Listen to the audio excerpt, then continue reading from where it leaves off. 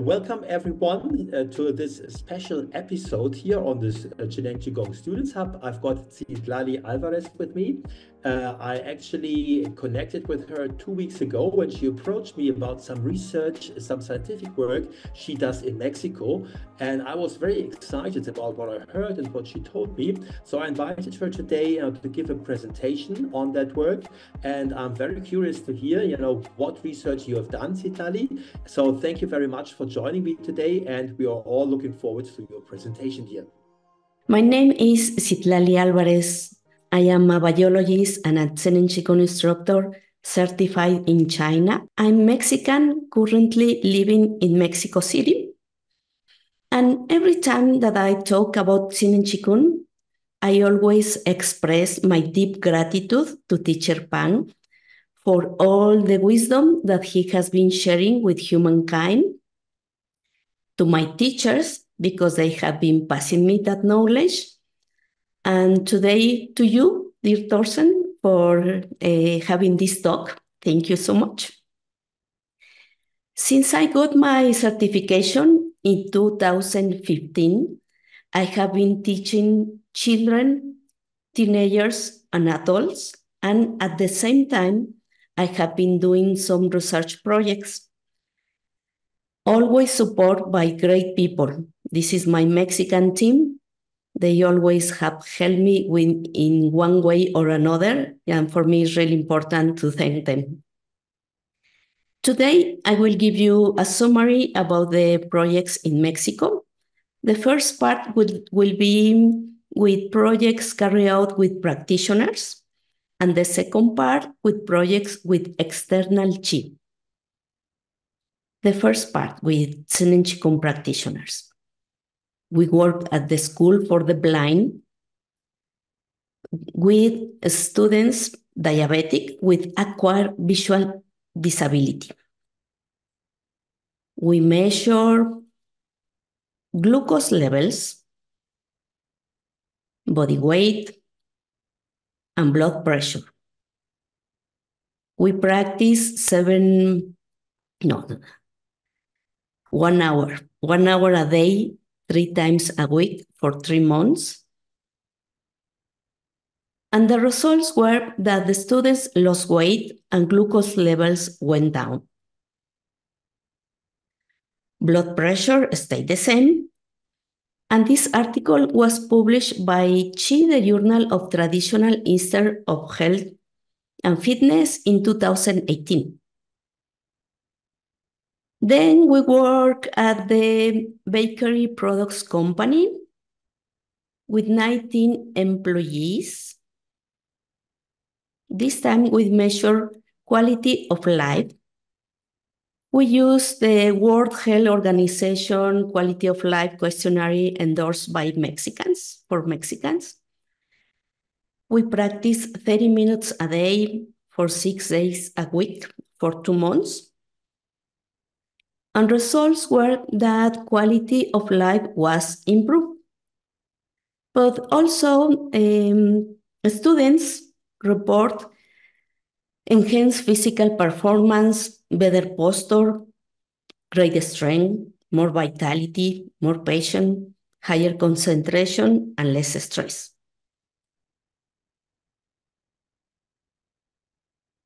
And this article also was published by Qi Journal in 2022. Citlali, I would just like to add that we will, in the show notes underneath the video, underneath the presentation, we will put links to all your research works. So people that are interested in the exact methodology, in the exact results, they have a way to follow up on this and see the concreteness of the results that you've created there. Yes, great. Yes, very good. And then we work with children, ranging 7 to 11 years old in an elementary school. We measure different aspects like immediate and working memory, attention level, impulsivity control, general state of health, energy levels, and brain response. And we practice 45 minutes per day 5 days per week for 3 months. The results were that the immediate and working memory and attention level were improved, impulsivity control and general state of health improved, but didn't show a statistically significant difference. And levels of energy and brain response stayed the same. This article is in process of being published. Another project that we did, we measured stress and pain levels in a 4-day retreat. We practiced 7 hours a day for 4 days. Besides the methods, we have healing sessions and sending Qi to our food. And also we did experiments with Qi. We bend the spoons, cut and paste the cucumber and magnetize needles. And the results were that participants reduced levels of perceived stress and pain. This article also is in process of being published. It seems that all the studies you have done, you in the different categories that you measured, there were always some categories with improvements. There were some that were improved, but not statistically significant, so that we would say, okay, this is definitely an improvement. It could be a statistical fluctuations, and some stayed the same. But there was never a category where the results were worse than before the Zhineng Qigong practices. Is that correct? Is that right? There is always an improvement. It could be the better way is that you found a statistical difference.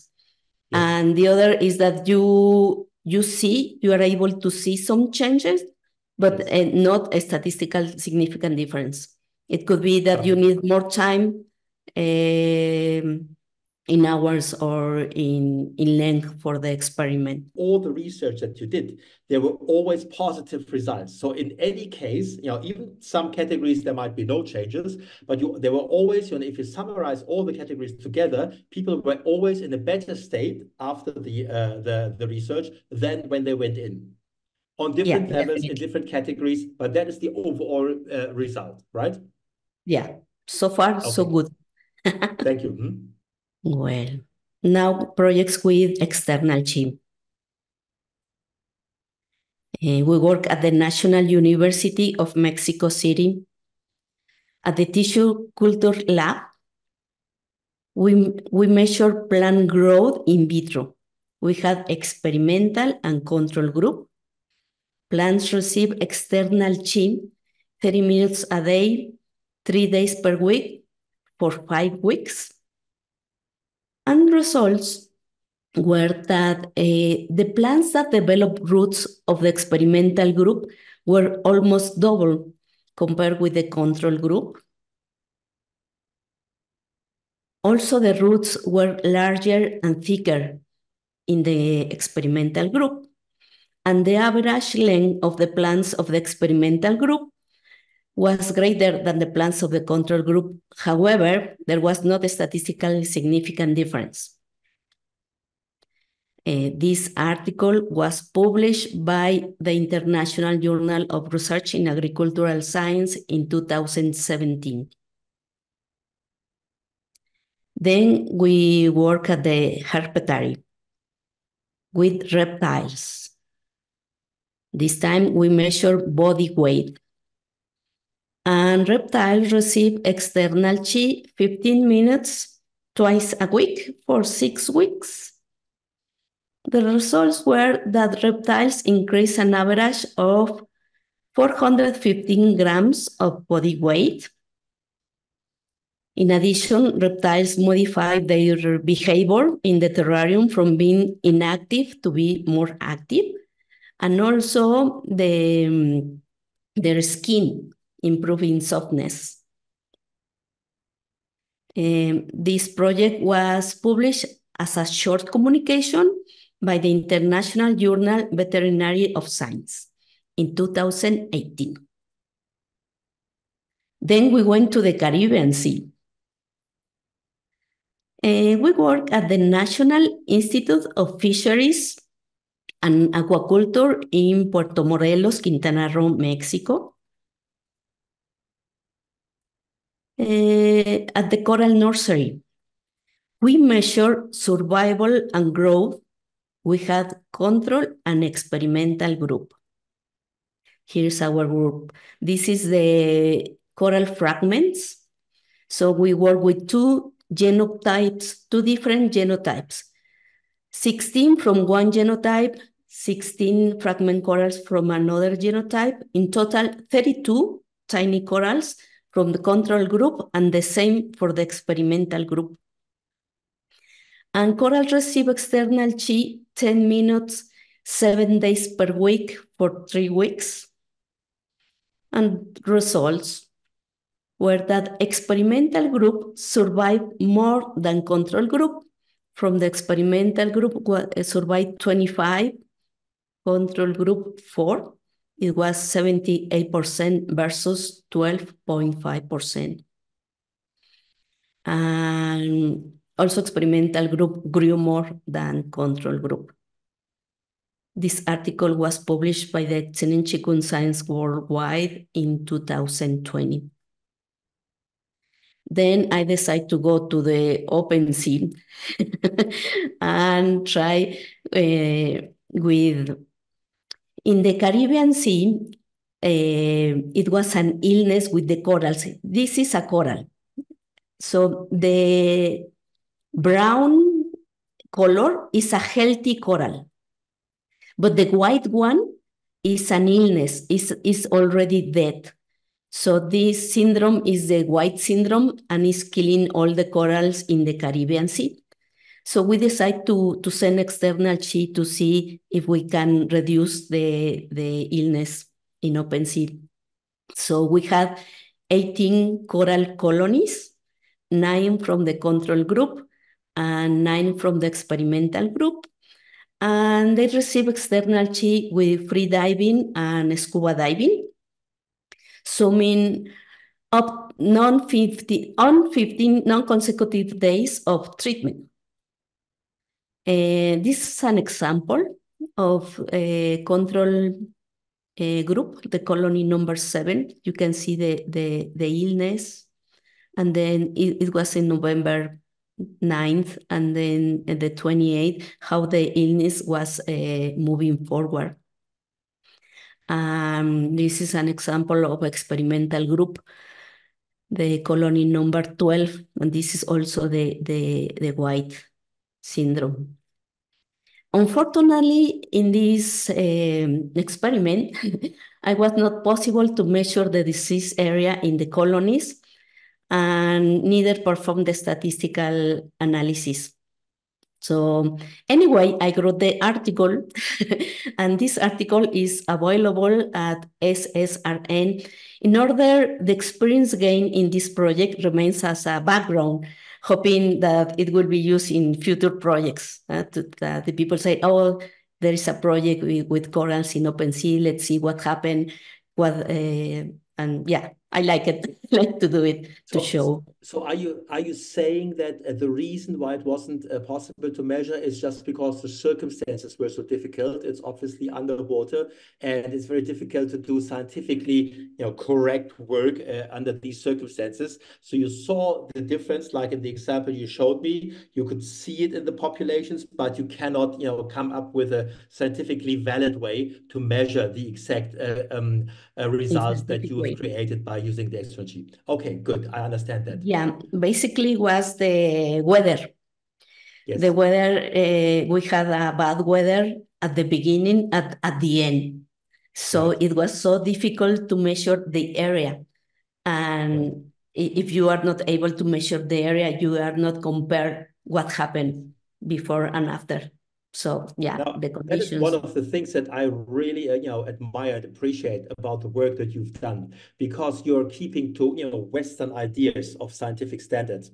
which is obviously very important to get recognition. We know there's a lot of research being done in China, but China has a little different way of approaching research. Now, in the West, we have our clear ideas what a scientific study is and what it isn't. And I really say, this is amazing because you stuck to very strict standards so that you're actually able to publish these papers in scientific papers and get the recognition for it.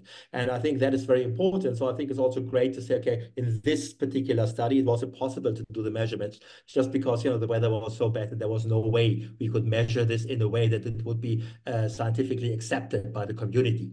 So I think that is a very important study here. Yeah, so for me, it's important to write all the experience because it is important to have the background. So that's why and then people can see, okay, now we have to consider the weather, something that I never consider.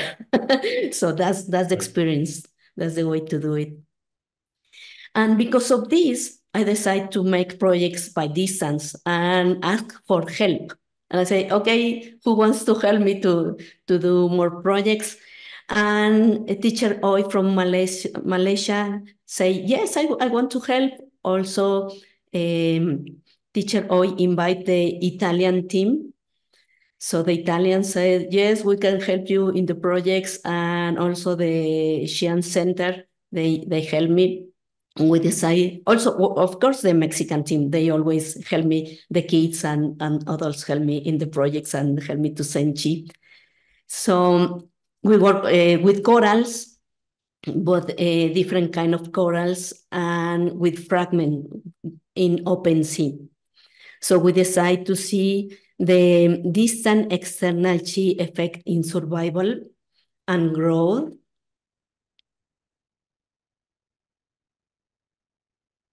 Sorry, in 50 coral fragments in Cozumel, Quintana Roo. And we have coral and control and experimental group. And they receive 10 minutes for 2 times per week for 6 months. And there was not a statistical significant difference at that moment when we finished the project.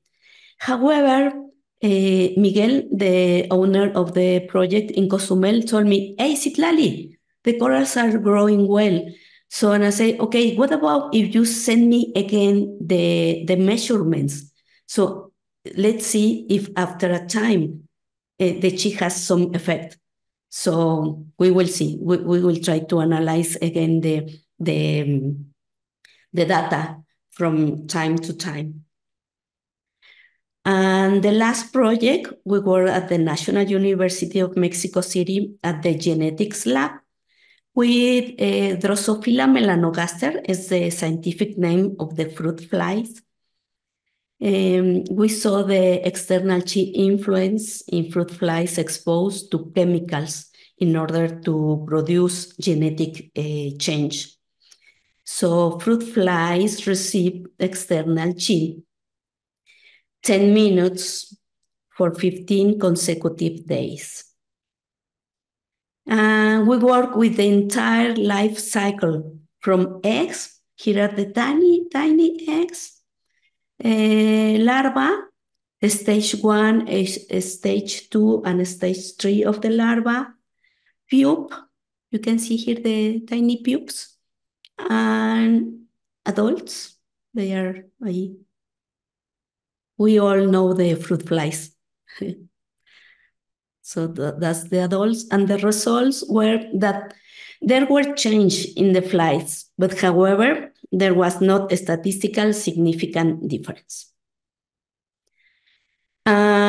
This is my email in case someone wants to read the whole article, but if you want, we can put the links so they can access to the whole article. Yes, and read it. Thank you very much, Citlali. I have a question with regards to the last study. You said there were changes. Now, what kind of changes were there in the fruit flies? Was it the desired changes that you were trying to, to create with giving the external Qi, or was it some other change?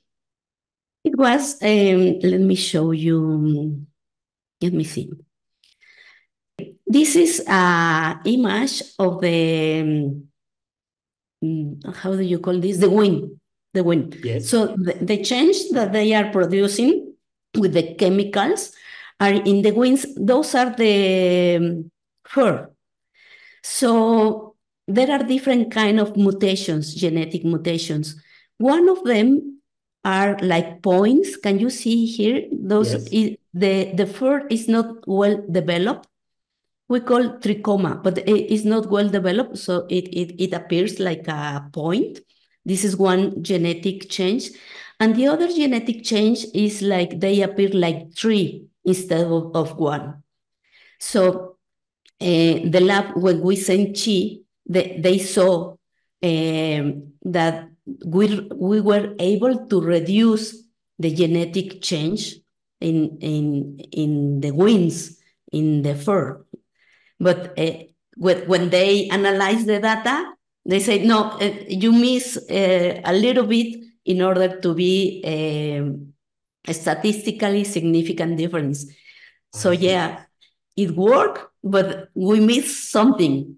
I mean, I it see. could be more time. It could be, yeah, that's why we have to discuss is when you discuss about what happened and how can we improve the experiment and did it again, repeat it again. So again, if you summarize these studies, it seems that in some of the studies you had some measurable results where you say this is clearly not a coincidence. It is too big to be a coincidence. And then you had others where you had also a measurable result, but it was not big enough to say, well, it could be a statistical fluctuation. So we cannot be 100% sure that this was due to our work giving the external G. Is that a fair way to summarize?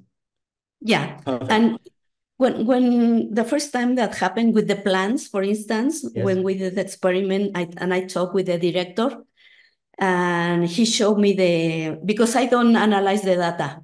I'm not good Yes. with math, so I always leave everybody analyze the data, the specialists. So when the doctor showed me, and he told me, Citlali, look the data. It was changed, but it was not a statistically significant difference. And I say, oh, it didn't work. Let's try again. And he said, no, no, no, no, no, no. I can see the change. I mean, Yes. let's analyze. It was so happy because he decided that that worked. I mean, the doctor, the owner of the lab, he said, hey, it was changed. I can see it. And he was skeptical completely. Yes. He Yes. allowed me to do the experiment, but he said, I don't believe in this. But when we saw the results, he said, hey, your chi works. So it was really nice. It happened the same with genetic lab. The person in charge of the project, she doesn't believe at all on this. She's really like how you say no, she doesn't believe. Yes. So when She's she skeptical. analyzed the data, she said, hey, Citlali, there was change. She was so excited. So she changed her mind. I said, okay, but it was not a statistical significant difference, but she was so happy. I said, no, no, this is important. Something happened here. So yeah, it And is I really think nice. it's encouraging to take these studies up and to go to the next level and see, well, maybe if we spend more time per day, or if we prolong the timing period, maybe then we get the statistically significant results.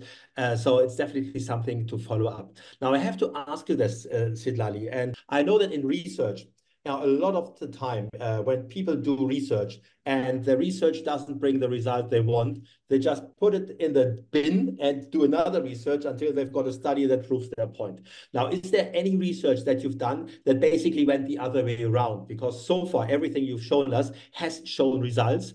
Some of them to an extent where science says, yes, definitely, it has to do, there is a clear relationship between what has been done and the result. And others where one say, wow, there is a result, but we cannot prove that this is, in fact, a result of Zhineng Qigong. Now, have you done any research where the results turned out to be, that's not what we wanted, so let's just forget about that research? Now, I'm really honest with me. And this is everything. I show everything, even the OpenSea research that it didn't work for me is there. Right. So I didn't hide anything. There is all I the just want to research know because it happened. yeah, It yes. happens. Yes, you are right. It happens. But if you are not honest, but I show everything, and that's why I want even the things that I believe it didn't work, that they were too much for me, like the OpenSea project. I show. I say, this is it. This is a project. I made so many mistakes. It didn't work. Also, in that particular project, in the OpenSea, I was scuba diving by myself, and my mind, it wasn't completely focused on sending chi to the colonies, because I was worried about something around me, maybe sharks, maybe something. I mean, my mind was, and I knew it, and I feel it. And I said, I can't believe it. My mind is not focused. And when you send chi, it's everything about your mind. So and that's there are a lot of reasons that we can explain what is going on with this kind of research. And it's really important for me to be honest and to see, what, maybe I couldn't do it, but teacher Pang could do it for sure, or a higher level teacher with a Kung Fu, I mean, higher, they can do it, of course. I don't have any doubt. But the only way to change your mind is experiment. And your mind. I mean, the way you know yourself and how works your mind is do the experiments. Right, right. Now, to my knowledge, you are the person in the Western world who's done most, scientific research. I don't know anyone else who has come up with so many studies, and this is also the reason why we are publishing this now on the Zhineng Qigong Students Hub, because we want to encourage other people that have done research, which we are not aware of, to get in touch, let us know, so we can gather all this research, put it in one place.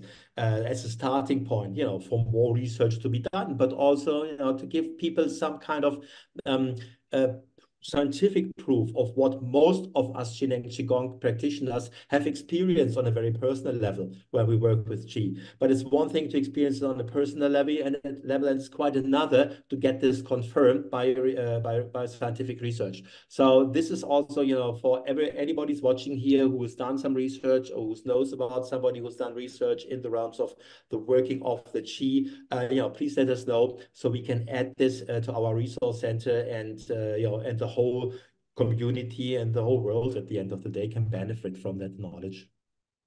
Great. That will be so great. Thank you so much. I really appreciate your help for publishing this.